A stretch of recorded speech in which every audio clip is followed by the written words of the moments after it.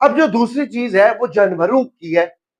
یہ ظاہری بات ہے ہم جانوروں کی قربانی کرتے ہیں اور اس میں اکثر و بیشتر یہ ہوتا ہے کہ جانوروں کی جو عمریں ہیں ان کو نہیں دیکھا جاتا بلکہ ان کے دھوندے پن کو دیکھا جاتا ہے. یہ دھوندا ہے جی، اس کے 4 دانت ہیں. اسی طریقے سے تو سب سے پہلے ہمارے پاس گائے ہے، بھینس ہے.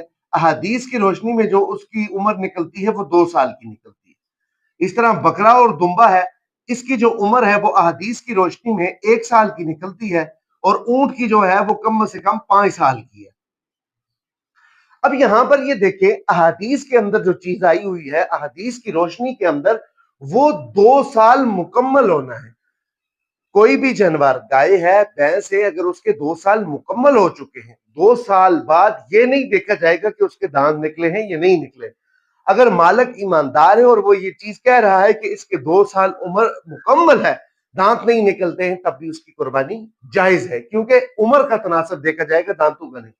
پھر اسی طریقے سے جو بکرا ہے اس کا احادیث کی روشنی میں 1 سال، اور دمبا جو ہے وہ اس میں تھوڑا سا یہ ہے کہ اللہ کے رسول صلی اللہ علیہ وسلم نے فرمایا کہ ایسا دمبا جو 6 ماہ کا ہے لیکن وہ فروا نظر آ رہا ہے، دیکھنے میں 1 سال کے دمبے جیسا لگ رہا ہے، تو اس کی قربانی جائز ہے.